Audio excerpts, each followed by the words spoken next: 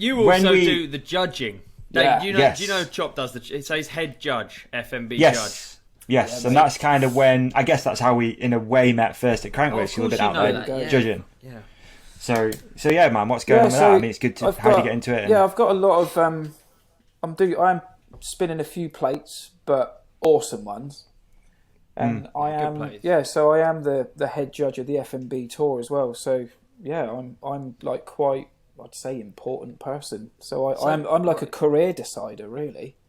You know? Yeah, you are. That's a hell of a responsibility, man. It's a big responsibility, and like I think it's quite funny because a lot of people are like, "Why is Chopper like the head judge? It's quite an important role." But believe it or not, because I've run a business, I understand like when to be serious. You know, like this is when Grant Fielder comes. So technically, if I'm a judge, I should be called Grant rather than rather than Mopper, but. Yeah. It's not an easy job though, judging. I've done a little bit of those street. It's really hard. And I think the only way to get someone who takes it seriously enough is to have someone who's been affected by it in their life, like you have, I guess. You know. Yeah. No. Like over the year, I remember being judged by guys that were just almost picked out of the crowd. It was that crap. Yeah. Like you would do the sickest. It was mostly friends of the event organisers, and they would be like, "Yes, but he did a really big backflip," and you'll be like. Yeah, but that guy just did a triple flip. But, okay, whatever, mate. So sometimes, like, you just had to take it on the chin because you knew it was more of a personal thing rather than an actual judged event. When now, I'd like to say that the judging is bang on now. Like, the judge panel consists of people that know how to ride. So for example, there's Gully, who's obviously competed at all like Qashqai series. He's still a big mountain rider. He gets it. You got Pierre Ferry, French guy who's ridden Rampage, Slopestyle events, and I've just recently finished a clinic with not sexual clinic, judging clinic with Anton Thielander, so Swedish guy. So he's no way. Yeah, so Anton's going to be a judge really soon as well, which hopefully be an up in AIDS Innsbruck. Judge. So yeah, like our panel is slowly shifting from people that kind of did ride to people that know how to ride, but you can't just because you can ride it doesn't mean you can judge. You've got to be good with numbers and you just got to be a good person with that sort of stuff, you know. So what does contest day look like? Contest day, so the judges always stick together, so we're always a bubble. So if we've got like a lunch break, we tend to hang out together. We go ride together, but we're always together. So you're talking about it constantly. Yeah, like who's done what in practice, or not really. No, if you want the actual inside info, we just send videos of farts to each other and stuff like that. Yeah. So it's pretty normal. But you judge each other's farts like as practice. For judging. We do. Yeah, so like that's good. Yeah, that's so it's 94. It's more audio. Obviously, I wouldn't want to see a fart, but because we probably bit disappointing really to watch one. Depends, but like could take you by surprise. Depends. Actually, we could do with some female judges. So if there's any female judges, you can just see his head working there. but yeah, that's like so. A normal day would be we'd all start off at the hotel, probably hungover. No, we would.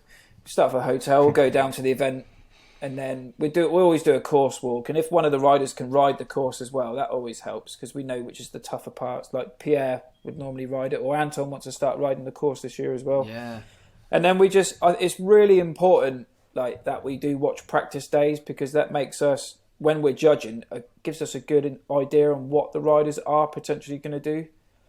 So there'd be like Reader, for example, he'd pretty much do his like a winning run in practice or whatever, but then you might see a rider like I don't know Fedko who would just be focusing on one jump, or Nikolai just focusing on one jump, and then they'd piece it. But you need to watch it all so you can piece it together. So it's all about speed and looking up and writing codes. So, for example, if someone started with a triple tail, you want to write TTW, and for amplitude you want to put little arrows just for little reminders and things. But like when you look at one of our stenos. That's what we call it. It just looks like hieroglyphics. It's just nuts.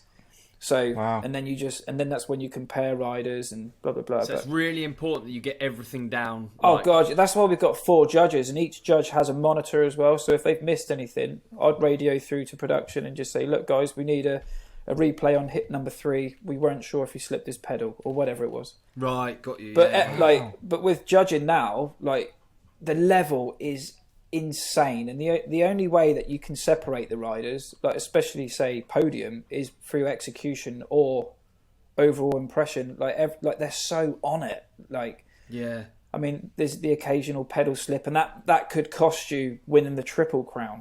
You know, it's nuts. Yeah, which is a lot of money. Like the level. And is it hard as well to sort of not get too caught up in sort of personal stories as well? You know, like, I guess coming into 2020, like Emil's story, for example, was like extremely publicised, and everyone knew what he'd been through with injury and, you know, autoimmune disease, I guess it was. So is it hard, like, to distance yourself from that and friendships as well? Honestly, because you know these guys. Yeah, I know exactly what you mean and where you're going with it. But like, I think you've just got to, like, each one of our judges on the panel, and I say this in a nice way, doesn't give a shit about anything. We judge what we see. We see every single rider as a silhouette, and we literally judge. Yeah, that's good. Yeah, we judge each rider as a silhouette, no matter like Matt Jones, for example. Like, really good mate. I'd stay around his house or do whatever all the time.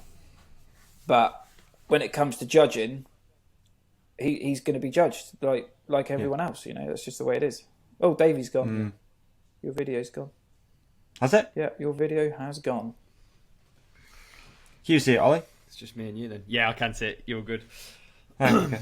No, it's interesting. I'm interested in the idea of you doing a judging clinic. Like, I guess there's loads of... So the shorthand, is that across the board, or is it just each person has to understand it themselves? Yeah, it's an individual thing, and if you don't pass, you don't pass. So, I mean, budget's pretty tight with the FMB, because that's who provides us cash to put on these clinics. So we might have to hire out a hotel room, and then we'd have to pay a judge to create a clinic or whatever, and big presentation. And like, sometimes we put on a clinic and 2 people would show up, or we put on a clinic and no one's around. It's like, what the... So, I mean, to come by a judge is quite difficult, but it is very much up to the individual. And like, because I'm head judge, I decide who's a good judge and who's not.